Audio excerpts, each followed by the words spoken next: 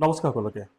এই দৃশ্য কোনো চৌচাপৰি দৃশ্য নহয়, এয়া গুৱাহাটী মহানগৰীৰ আৰ.জি. বৰুৱা কলেজৰ গাত লাগি থকা ৰাজা ৰামমোহন লেনৰ দৃশ্য।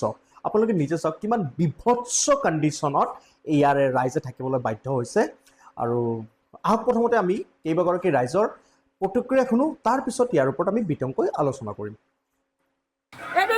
ঘর বাড়ি ডুবে যাইতেছে, নালা নোলা আটকায় আছে, আমার ঘরে দুয়ারে জল ঢুকে যাইতেছে, আমার গৌড়ারে লাগে গৌড়াই করে দিব। বিজেপিতে ভোট দিলে বিজেপি দেখতে লাগে না, রাস্তাঘাট রেডি করে থুয়ে যাইতেছে, আমার ঘর বাড়ি ভেঙে যাইতেছে। অসমত এনেকুৱা নালা বুলি দেখা নাই, নালাৰ কাৰণে পানী সোমাই আছে আমাৰ ঘৰত। এই চাওক ইমান পানী, নালাৰ কাৰণে বহুত পানী সোমাই আছে। ড্রেন বন্ধ করে ডাইরেক্ট ওয়ালটা ফাটা দিয়ে বলতে পারি। রাজা রামমোহনের এই অবস্থা 20 নম্বর ওয়ার্ডে। নালাটা জল ঢুকে না এখনো, আজ কয়েকদিন সবুর কর কমপ্লিট হওয়ার পরে বুঝতে পারবি। যদি নালা না ঢুকে নালা ভাঙতেই লাগবে, আর নাহলে ওখানে ওয়াল দিতে লাগবে, ডাইরেক্ট ওয়াল দাও, জল ওদিকে দেবো। কি কমার কম সব কত বড় ভূমিমার, কত ভূমিমার কম সপ্তাহ 3 দিন তো চোখে জায়গা না হয়ে গেছে।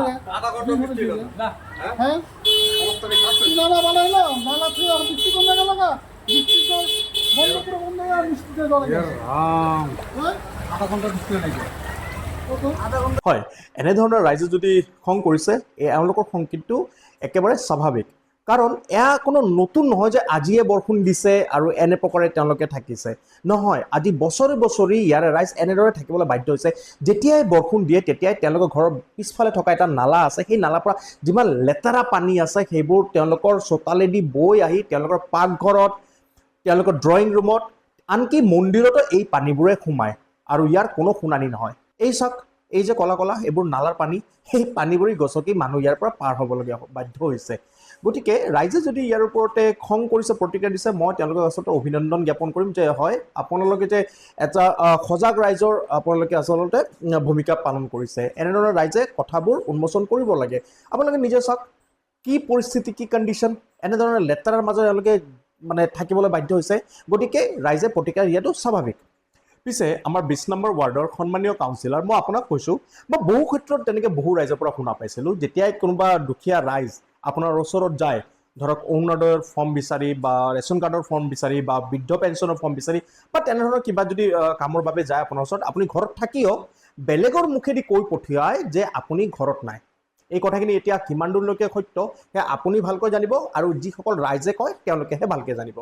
পিছে কিছুমান ঘটনা মই নিজেও ধৰক সন্মুখৰ পৰা দেখিছোঁ যে আপোনাৰ ওচৰত যেতিয়াই এই কিবা নালাৰ দীৰ্ঘদিনীয়া সমস্যালৈ কেনে আপোনাৰ ওচৰত যোৱা যায় বা ৰাস্তাৰ কিবা দীৰ্ঘদিনীয়া সমস্যালৈ আপোনাৰ ওচৰত যোৱা যায়, আপুনি এটাই কথা কয়, ভাই মোৰ তাততো ফাণ্ড নাই, ভাই মোক ফাণ্ড দিয়া নাই, আপোনাক ফাণ্ডে নিদিয়ে।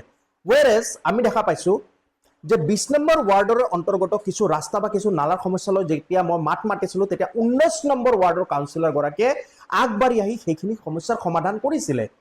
এতিয়া 19 নম্বৰ ৱাৰ্ডৰ কাউন্সিলৰে নিজৰ কাম কৰিও আপোনাৰ ৱাৰ্ডত যদি যায় কাম কৰিছে, তেনেহ'লে এইখিনি কথা যদি আপুনি কৈছে যে ফাণ্ড দিয়া নাই, তাৰ ওপৰত কিন্তু প্ৰশ্ন উত্থাপন হৈছে।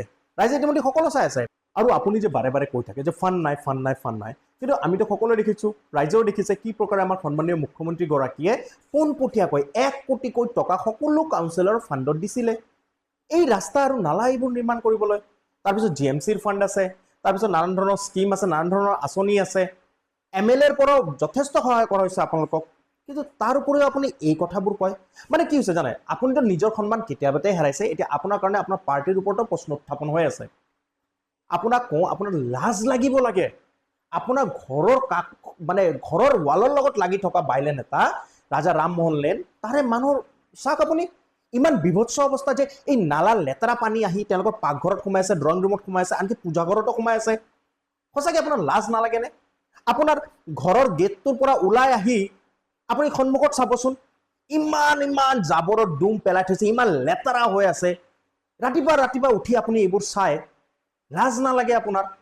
যে যোনটো এৰিয়াৰ পৰা আপুনি বিলং কৰে, সেই এৰিয়াৰে এনে কণ্ডিশ্যনতে আপুনি আৰু কি কাম কৰিব?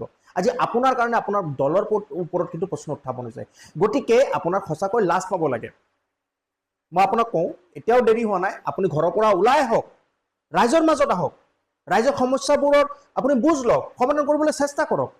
তেতিয়াহে ৰাইজে আপোনাৰ প্ৰতি এটা আস্থা ৰাখিব। আজি আপোনাৰ কাৰণে আপোনাৰ দলৰ ওপৰত প্ৰশ্ন উত্থাপন হৈছে গতিকে মই ঊৰ্ধ্বতম কৰ্তৃপক্ষ আপোনালোকক কৈছোঁ আপোনালোকক কাইণ্ডলি এই বিষয়ত অলপ মনিটৰ কৰক কাৰণ আপোনালোকে যথেষ্ট সহায় কৰিছে প্ৰত্যেকগৰাকী কাউন্সিলৰক তাৰ উপৰি যদি এনেধৰণৰ যদি এটা কণ্ডিশ্যন হৈছে এটা ৱাৰ্ডত মই আপোনালোকৰ বিনম্ৰ অনুৰোধ কৰিছোঁ আপোনালোকে ওলাই আহক আপোনালোকে অলপ মনিটৰ কৰক চাওক 20 নম্বৰ ৱাৰ্ডৰ ৰাইজে কি প্ৰকাৰে মানে এনেকৈ জ্বলা কলা খাই আছে বাছ এইখিনিয়ে ক'বলৈ আছিলে আপোনালোকক ধন্যবাদ জয় আই অসম